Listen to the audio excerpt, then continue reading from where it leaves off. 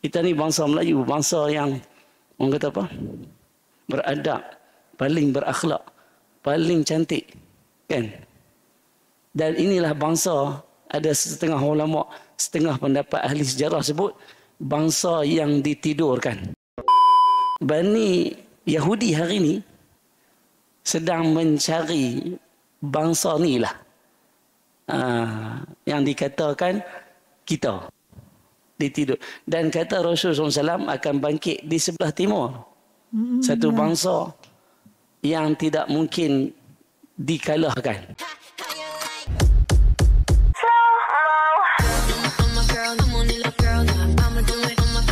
Assalamualaikum, Elsa di sini. Hai guys, hai semua, halo tetangga, gimana kabar teman-teman semua? Semoga sehat selalu, semoga bahagia selalu, dan semoga hari teman-teman semua selalu good day. Selamat datang di channel YouTube Aswidenti Putri. Hari ini kita akan mengisi keimanan kita, menambah pengetahuan kita tentang suatu bangsa, yaitu bangsa Melayu adalah bangsa yang ditidurkan. Ini dari Ustadz Ahmad Fahmi. Tapi sebelum dimulai video reaksinya seperti biasa, aku mau ngajakin teman-teman semua dulu untuk subscribe channel ini dan aktifkan lonceng notifikasinya supaya tidak ketinggalan updatean terbaru dari channel ini. Dan bagi teman-teman yang mau request, bisa banget DM di Instagram aku di @elsewidenti Putri. Yaudah, tanpa berlama-lama, tanpa membuang masa, jumlah kita mulai video reaction. Are you ready? Let's go. Dan paling payah kata Rasulullah SAW, dua perkara. Umat ni paling payah nak beriman. Dua perkara. Satu rezeki, satu qiyamah. Al-imanu bil qiyamah. Betul tak? Ini berapa ramai orang yang percaya ada kiamat, nak tanya. Kalau percaya ada kiamat, pasal apa tak berubah? Tu tak. Kalau percaya bahawa ada kiamat, pasal apa kita tak bertukar daripada amal dulu kepada amal yang lebih baik? Kalau percaya pada hari kiamat, pasal apa kita melawan sungguh Al-Quran dan Sunnah? Kalau ada orang melawan Al-Quran dan Sunnah. Kalau kita betul-betul percaya pada hari kiamat, pasal apa dengan Israel, dengan Palestin pun kita tak boleh nak buat keputusan?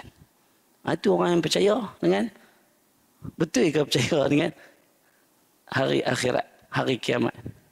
Allah sebut dalam, ini adalah salah satu daripada apa yang Allah sebut dalam Al-Quran. Supaya lan tarda ankal yahud walan nasara hatta tattabi'a millatahum. Kamu tak boleh ikut mereka. Mereka tidak akan ikut kamu, tidak akan redha dengan kamu sehingga kamu mengikut agama mereka.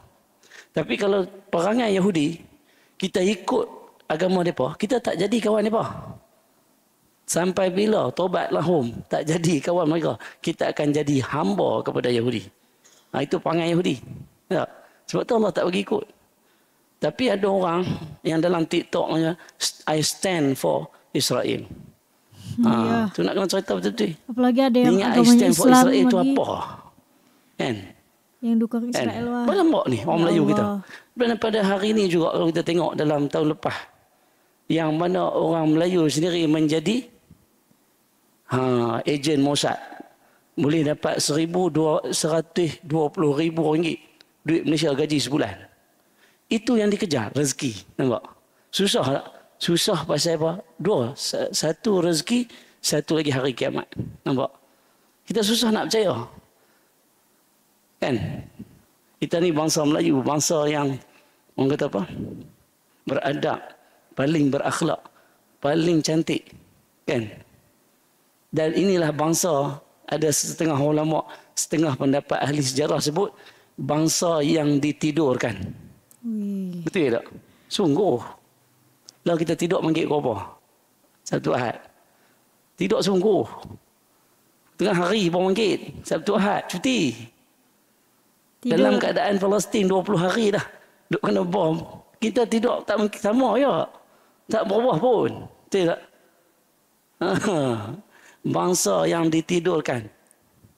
Kata seorang profesor dalam bidang sejarah, bangsa Melayu disebut, dia kata tak nak percaya, tak percaya sudah. Tapi saya tertarik dengan kumpulan pengkaji sejarah daripada universiti ni, Malaysia punya. Dia mengkaji daripada mana bangsa itu, bangsa kita ini datang. Sebab setiap bangsa itu, kita duk tahu kata kita anak Nabi Adam ya, cucu cicit Nabi Adam ya. Tapi kalau boleh ibu-ibu ayah-ayah cari sagi balik daripada mana bangsa kita ini, saya sebut satu je perkataan, daripada susur jalur isteri Nabi Ibrahim, nama Qaturah. Qaturah. Bani Yahudi hari ini sedang mencari bangsa ni lah, yang dikatakan kita ditidur. Dan kata Rasulullah SAW akan bangkit di sebelah timur. Satu bangsa yang tidak mungkin dikalahkan untuk duduk bersama-sama dengan imam yang akhir, Imam Mahdi. Dan kalau kita tahu, seluruh alam tahu, bangsa kita ini ada satu sifat. Satu sifat yang bangsa lain tak ada, iaitu amuk. Kan? Itu saya combine-kan daripada sejarawan, hadis yang kemungkinan di situ ada titik pertemuan. Itu kita kata pengkaji sejarah, kan? Titik pertemuan, kemungkinan. Nah, kalau ikut daripada awal saya sebut bangsa ditidurkan, tu memang sungguh. Kan? Orang duk kata kita apa lah ni? Satu, mudah lupa. Yang kedua, pemalas. Itu baru ada hari ni. Kan? Nak subsidi. Contoh, kan? Yang ditidurkan kata Rasulullah itu begitu. Jadi hari ini sejarawan tengah buka. Tengah menubuhkan satu buku-buku teks untuk diulang semula pembelajarannya di sekolah ataupun di sekolah-sekolah pondok, supaya kita dapat tahu sejarah kita sendiri untuk membangunkan yang tengah tidur hari ini. Kan? Itu dua yang kita kata tadi, kan? Dari segi hati dan dari segi ibadah, perlakuan. Maka Allah sebut, hal nunabbi'ukum, nakkah kami ceritakan kepada kamu orang yang rugi pada amalannya, dunia buat macam-macam, akhirat kosong. Allah sebut lagi, siapa dia? Alladzina dhalla sa'yuhum fil hayatid dunya, orang yang sesat dalam perjalanan mereka berada di mana? Dunia. Sesat bagaimana? Ini klarifikasi sesat. Kadang-kadang siapa pun tak tahu sesat. Macam tadi saya kata I stand for Israel. Sesat tak mana? Nak tanya. Sesat tak mana? I stand for Israel. My opinion. Oh, cakap Inggeris macam kan? Orang kampung. Pendapat saya. Saya rasa benda tu tak betul. Yang lalu dapat. Apa yang disebut sebagai dhalla sa'yuhum? Apabila mereka terkeluar daripada Al-Quran dan Sunnah sepenuhnya. Ataupun mengambil separuh daripada Al-Quran, menolak separuhnya tadi. Yu'minuna bi ba'd wa yakfuruna bi ba'd. Allah sebut di dalam surah Al-Baqarah. Mereka beriman dengan separuh yang ada Al-Quran. Macam kita. Pasal solat, puasa, zakat, haji, tasyahud. Tidak. Beriman. Mai perang, oh tak, jangan. Mai hukum muamalat, tak apa, riba. Mai hukum ekonomi, tak. Kita tak ikut pun. Itu yang disebut sebagai yu'minuna bi ba'd wa yakfuruna bi ba'd. Kan? Itu dhalla sa'yuhum. Sepenuhnya. Sebab tu Al-Quran itu, hukum itu sendiri. Tauhid itu sendiri. Bukannya ambil satu, pilih satu, tinggal satu. Kalau tauhid itu ada 5, kan? Kita rasa haji tak payahlah kot, kan? Tak penting sangat pun. Haji batal tak iman? Batal. Satu ayat, Alif Lam Mim. Ustaz ni, mana-mana ustaz pun sejak zaman 1440 tahun yang lampau tak tahu menatang apa Alif Lam Mim ni. Tidak. Kan? Kita padamlah. Boleh. Sesat. batal iman. Walaupun dengan menolak alif, lam dan mim. Itu baru huruf. Ini banyak orang yang menolak sebenar-benar kandungan Al-Quran kerana dia sama ada tidak memahami, tidak mempelajari atau saja-saja buat takti. Tu. Kan? Tu orang yang sesat. Tambah pula hadis. Hadis dia pun ingat perkara yang orang kata apa? Allah. Kita ada Nabi. Dia pun ada Nabi Isa. Kan? Ada boleh ikut dalam mana-mana pun. Tak? Ingat. Nabi akhir zaman itu Nabi kita. Tidak. Dia membawa satu sunnah yang berbeza dengan sunnah-sunnah yang terdahulu. Contohnya dari segi hukum. Tak? Hukum potong kepala. Hukum rejam. Hukum dia berbeza dengan hukum dulu. Seksa. Penjara. Berbeza. Tak? Jadi yang mana satu kita nak ikut ni? Contohnya kita dah ikut Allah Subhanahu Wa Taala. Kita ni ustaz. Allah itu satu, jadi kita ikutlah. Cuma Nabi itu banyak, pilih yang mana satu. Tak. Itu sesat tu. Minta maaf saya sebut. Dhalla sa'yuhum. Pasal apa? Sebab apa kita kena pilih Nabi sallallahu alaihi wasallam? Orang Amerika hari ni pun kena pilih Nabi sallallahu alaihi wasallam. Orang Palestin pun kena pilih Nabi sallallahu alaihi wasallam. Rusia kena pilih Nabi sallallahu alaihi wasallam. China kena pilih Nabi sallallahu alaihi wasallam. Thailand kena pilih Nabi sallallahu alaihi wasallam. Indonesia kena pilih Nabi sallallahu alaihi wasallam. Sebab apa kena pilih satu saja Nabi? Sebab nabi-nabi semua sekali telah termangsuh apa yang dibawa oleh mereka pada hari dilantiknya Rasulullah SAW menjadi Nabi pada usia 40 tahun. Habis dah. Kitab Taurat mansuh. Kitab Injil mansuh. Zabur dah kalau ada pun mansuh. Tinggal Al-Quran. Suhuf Ibrahim ke, suhuf Musa ke, dimansuhkan apabila turunnya Al-Quran. Maka umat akhir zaman bersama Nabi mereka hanya perlu ikut Al-Quran dan hadis Rasul sallallahu alaihi wasallam. Semua pendapat-pendapat Nabi terdahulu. Nabi Isa kata macam ni. Ada dalam kitab Bible. Ada? Baca tengok.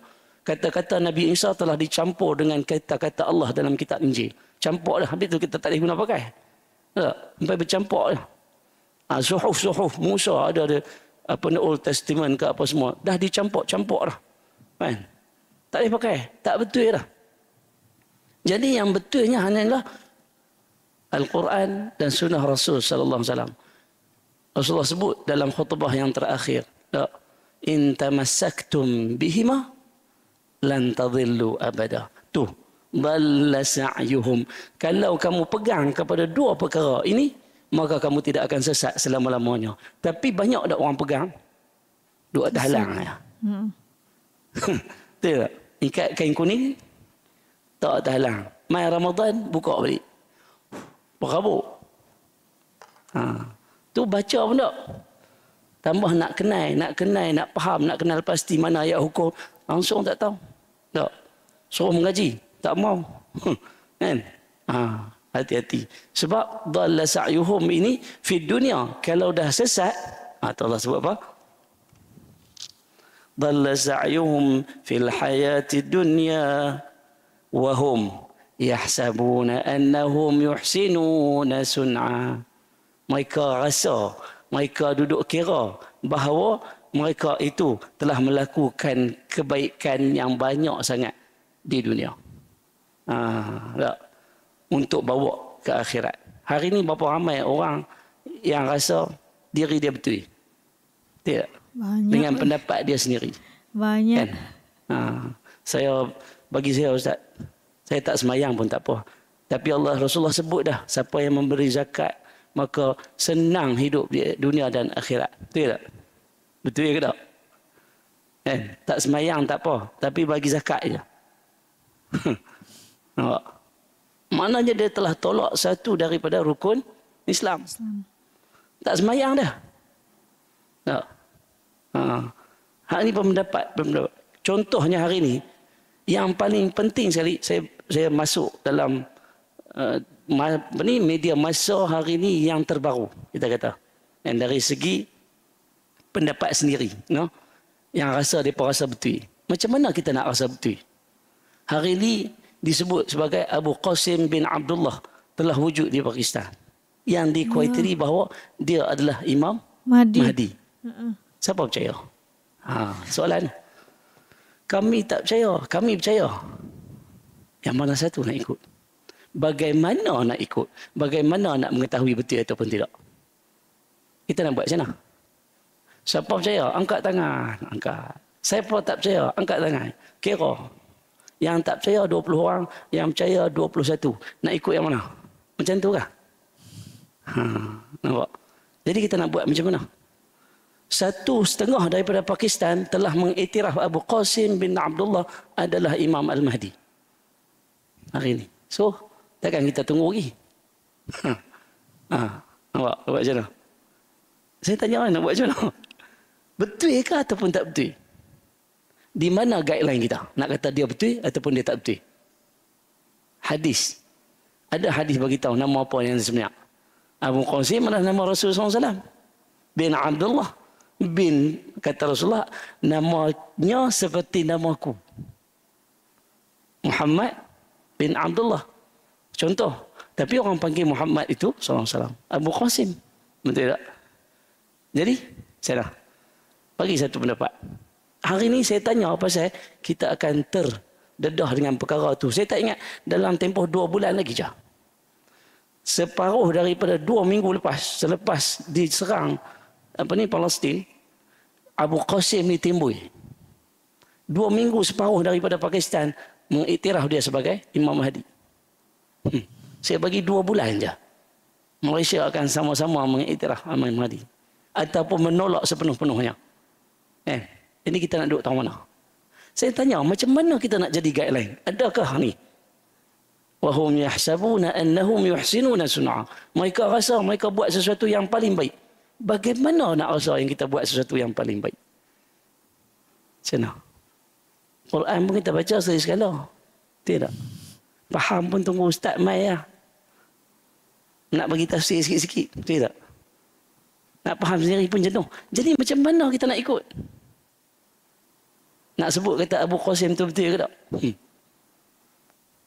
Yang pertama sekali, nak kata betul tak betul, kata Rasulullah. Kata Rasulullah, apabila terbai'ah Imam Al-Mahdi, maka berpusu-pusulah kamu untuk membai'ahnya. Walaupun merangkak di dalam salji. Jadi kalau kita kata betul tak betul, betulkah kita kata tak betul? Betulkah kita kata betul? Macam mana kita nak ambil guideline? Macam mana tu ya? Nampak? Pening kepala fikir makan kopi pun tak lalu. Sungguh kan? Dalam keadaan ilmu kita yang ada sedikit, tiba-tiba satu taman, nak pergi mana ni? Depa kata Imam Mahdi dah ada dah. Nama apa? Abu Qasim. Kita seorang je satu taman. Tak pergi. Dia kata tak patut ni. Kan? Separuh daripada satu taman, semua satu taman, aku takkan seorang. Mampu aku. Kita nak berpegang dengan apa? Yang nak sebut kata yuhsinuna annahum yuhsinuna sun'a. Yang pertama sekali adalah ulama yang kita patut pegang. Siapa ulama? Orang yang boleh membaca kepada kita kitab-kitab, yang boleh memahamkan kepada kita Al-Quran dan Sunnah. Hari ini berapa ramai orang tolak ulama? Kalau orang tolak ulama, nak ambil pendapat apa? Nak tanya. Tu saya kata tadi. Hanya ulama sahaja. Hari ini, selepas Pakistan, separuh daripada Pakistan mengiktiraf Abu Qasim ini Imam Al-Mahdi, saya tak kata betul ke tak? Saya melihat ulama. Setakat hari ini tidak ada lagi komen pada ulama. Jadi siapa yang boleh kata benda itu salah ataupun tidak? Bila ulama senyap, kita kena senyap. Tak. Kalau kita kata tak betul, tiba-tiba betul, mampu. Kata Rasulullah SAW, kalau siapa tak ikut cucu aku ini, Imam Mahdi, maka dia ikut Dajjal. Apa? Nampak? Jadi guideline kita hari ini adalah ulama. Kalau kita tak ikut ulama, kita tolak ulama, kita tak mau ambil kisah pasal ulama, kita rasa dia itu bukan ulama. Padahal dia duk baca kitab dan sebagainya. Semua di Malaysia, di Indonesia, di mana-mana tempat, mereka ada ulama-ulama tersendiri yang boleh membawa semua umat ke arah jalan yang benar. Kita rasa kita lebih hebat. Yuhsinu yahsabuna annahum yuhsinuna sun'a. Tak, aku rasa aku tahu. Kan? Satu lagi saya pesan pasal ulama. Ada lebih daripada ulama dalam dunia ini. Kalau kita tengok sejarahnya, ulama-ulama yang ada hari ini terdidik daripada keluarga ulama.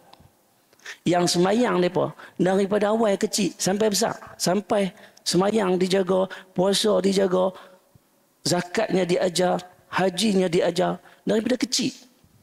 Ulama-ulama ini yang ada. Kita 40 baru reti semayang. Betul tak? Kan? 45 baru memang hari itu terjatuh ke bawah tu. Allah baru teringat Allah. 45 baru bertobat. Betul tak? Tambah-tambah kena kencing manis tahun tu. Semayang tak sangka. No, tak pernah pergi pejabat. Tak pernah pergi masjid. Main masjid. Umur berapa? Baru 40, 45. Ada setengah 60 baru balik. Kan? Baru balik. Dia kata dulu tak balik ustaz. Tu yang tak semayang. Ha. Macam ni kita nak rasa diri kita benar. Nak dikomparekan dengan ulama yang memang daripada kecil hidup dia itu dengan Al-Quran dan Sunnah. Dididik dengan Al-Quran dan Sunnah. Ulama, kebanyakan ulama. Ulama banyak. Kalau pi kaji, pi cerita, pi baca. Pilih satu ulama, tengok macam mana dia membesar. Penulis-penulis kitab. Ni macam ni. Az-Zuhaili. Kan? Daripada kecilnya adalah berada di dalam keluarga ulama. Lingkungannya. Kita, mak kita buat apa? Buat kuih yang jual. Ayah kita buat benda, menyang kuih. Tak? Mak kita dengan ayah kita semayang kadang-kadang ya. Dululah contoh kan. Kita ni, kita pun lebih kurang ya. Maghrib main bola sampai apa? Sampai Isyak tak balik lagi. Kan? Kecil-kecil lu main gitar ya sampai 18 sebelum kahwin tu. Kan? Hoha sana, hoha sini. Tengok wayang sana, tengok wayang sini. Kan? Main 40 tu. Kayu habis sekali pergi masjid. Tengok, oh ada orang ramai masjid ni. Buat makan. Hari itu pergi pasal orang buat makannya. Lepas tu tertarik. Umur 40 baru semayang. Oh dia kata ustaz, tak semestinya semayang boleh masukkan syurga. No. Kalaulah tak semestinya semayang boleh memasukkan kita ke dalam syurga. Tak semestinya. Tambah lagi hak tak semayang. Betul tak? Kan? Ada orang sebut aku tu. Dia tu semayang kuat. Tak tentu. Dia tu tak semayang. Kan? Lagi tak tentu. Sebab tu kita kena compare diri kita. Kalau kita bercakap tentang ulama. Jangan sebut kata, ish, dia tu betul ke tak? Kaji, baca dulu. Nak compare dengan kita. Duk kata ulama ni tak betul. Ulama ni tak betul. Kita 40 baru start semayang. 40 baru betul-betul puasa. Dulu bawa beg hitam tu ya. Plastik hitam. Pergi sana sini. Betul tak? Betul tak saya kata ni? Kan? Ke saya tak betul? Itu kita compare. Sebab tu kita jangan rasa kita ni sentiasa buat dah baik. Maka hari ni saya pesan. Lihatlah ulama dalam pandangan akhir zaman. Apa nak jadi? Ulama mesti komen. Kalau tak ada komen ulama, jangan sebut apa-apa. Jangan menidakkan apa-apa. Jangan mengiyakan apa-apa. Tengok ulama. Hatta hari ini, macam kita duduk mengaji pun, tak berani saya nak sebut kata, tu bukan Imam Mahdi. Ataupun tu betul Imam Mahdi. Tak. Tapi ingat, dalam guideline yang Rasulullah SAW tunjuk, bila yang boleh diiktiraf sebenar-benar Imam Mahdi? Bila? Apabila dibai'ah Imam Mahdi di depan Kaabah dengan beberapa orang ulama berada dalam bai'ah tersebut di depan Kaabah. Kalau dia main bai'ah tasik gelugak, tak boleh pakai. Kan? Pakai telefon hari ni. Tuan Nazri kata telefon, Ustaz, main pasal apa? Ni Imam Mahdi nak bai'ah, main. Dia tidak akan dibai'ah di tempat lain kecuali di Mekah Al-Mukarramah. Dan dia tidak akan jadi macam sebelum-sebelum ni. Dia pergi sana orang bai'ah. Dia pergi sini pun orang bai'ah. Dia pergi ke tempat sesuatu supaya orang bai'ah dah tak jadi. Sebab kata Rasulullah, kita kena pergi kat dia. Telefon, hello Imam Mahdi. Boleh main KL? Pasal kami naik bai'ah ni. No, tak akan terjadi. Kita akan bergerak ke arah dia. Jadi kalau betul lah itu yang berlaku, maka itu sah Imam Al-Mahdi. Itu dia punya guideline dia. Kata Rasulullah SAW. Ya, di depan Kaabah. Jadi kita boleh tengok pandangan ulama lepas ni. Lepas tu banyak lagi disebut dalam hadis Kita boleh baca dah satu-satu. Hari ini terjadi. Ingat tak tahun lepas, Ramadan tahun lepas, kita dah sebut pasal bintang berekor. Maka inilah rentetan yang akan berlaku. Kan? Apabila terlihatnya bintang berekor, kata Rasulullah apa? Apa kata Rasulullah SAW? Apabila terlihatlah kamu bintang berekor pada 15 Ramadan, pada pertengahan Ramadan, apa kamu kena buat? Apa kata Rasulullah? Persiapkanlah diri kamu dari segi makanan untuk setahun. Betul tak? Betul tak? Hari ini kita siap tak? Kita dah 5 bulan ke depan dah ni. Masih belum leka lagi. Nampak? Tak siap lagi. Berah pun duk mahal dah ni. Sungguh. Ini berlaku. Bukan saja-saja dia nak jadi mahal. MP tanya mana-mana pun. Bukan saja-saja dia nak jadi mahal. Memang Allah turunkan sebab orang ni punca dia. Tapi tiba-tiba. Hari ni orang Palestin 20 hari ada yang tak makan, tak minum. Yeah. Dari segi tak ada elektrik, tak ada line internet, tak ada kemudahan. Kita hari ni, saya pesan kalau bulan depan saya main pula, kukut lampu tak ada ke apa kan. Jadi macam Palestin tu. Semua kena main rapat-rapat duduk. Suara saya tak pergi ke jauh. Mikrofon tak ada. Kan? Dia bagi 2-3 bulan. Disebut di dalam YouTube tadi, ada satu pengkaji Inggeris mengatakan bahawa Dajjal akan muncul Disember 2023. Ya, ada yang kayak gitu. Dah lah beras tak ada. Kan? Makanan asasi tak ada. Dah jamal bagi apa? Basmati. Pening kepala. Siapa keluar masjid dapat 10 kilo. Keluar masjid 10 kilo. 10 kilo. Kita ambil ke kita tak ambil? Tak Ustaz. Takkan kami nak ambil pada Dajjal. 3 bulan dah tak makan beras weh. Basmati dia bagi. Boleh buat nasi kandak. Boleh buat nasi apa? Biryani. Nasi colorful, kan? Agak-agak ambil ke tak? Itu. Jadi yang pentingnya yuhsinu annahum jangan mereka ini orang-orang yang Allah sebut apa ni? Sesat ini sentiasa menganggap diri mereka betul, padahal kajian kalau kita tengok macam saya sebut tadi, kita sentiasa kena tanya, bila kita ni betul-betul dengan Allah Subhanahu Wa Taala? Bila kita betul-betul duduk menyembah Allah Subhanahu Wa Taala? Bila kita betul-betul pegang Al-Quran dan hadis dan memahami tentang apa yang ada dalam Al-Quran dan hadis? Supaya kita tak jadi orang yang pakai kepiah, pakai jubah, pakai sorban, pakai semua-semua lah. Jubah 3 lapis tu. Kan? Berjalan dalam keadaan akulah yang benar. Itu bahaya. Itulah bahaya. Dalam wasiat Rasulullah SAW pun sebut begitu. Jangan kita sentiasa rasa kita tu betul. Paling benar. Tak. Maka saya ambil sikit lagi. Ayat yang sikit lagi.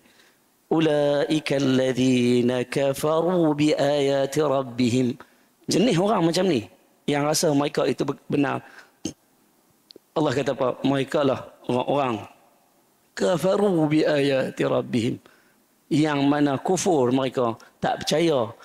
Kufur ni sama ada tak percaya atau menentang ayat-ayat Tuhan mereka, Rabbihim, iaitu Allah Subhanahu Wa Taala. Wa liqa'ih, dan hari kiamat. Liqa'ih itu maknanya hari bertemunya manusia, hamba-hamba dengan Allah Subhanahu Wa Taala. Tak. Maka mereka itu orang yang kufur dengan Al-Quran bi ayatina dan kufur dengan hari kiamat. Fa habitat a'maluhum, maka habislah, hancurlah amalan-amalan mereka. Fala nuqimu lahum, dan mereka nanti akan dibangkitkan di padang mahsyar. Nuqim tu dibangunkan di padang mahsyar. Lahum yaumal qiyamati wazna, dalam keadaan habis, ditimbang kosong. Dahlah kita bangkit nanti dalam keadaan, kata Rasulullah, airatun, tak ada berpakaian. Tak berpakaian. Tak.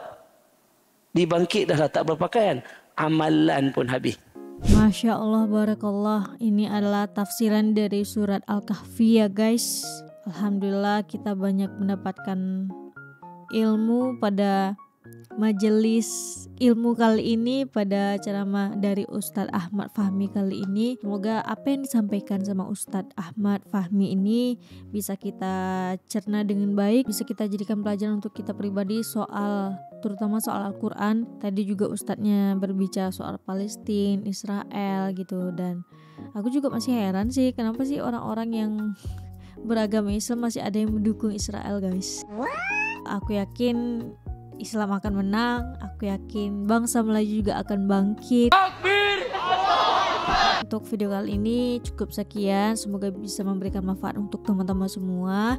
Bagi teman-teman yang suka sama video ini, jangan lupa untuk like, comment, dan subscribe. Dan kita ketemu di next video, bye bye. Assalamualaikum.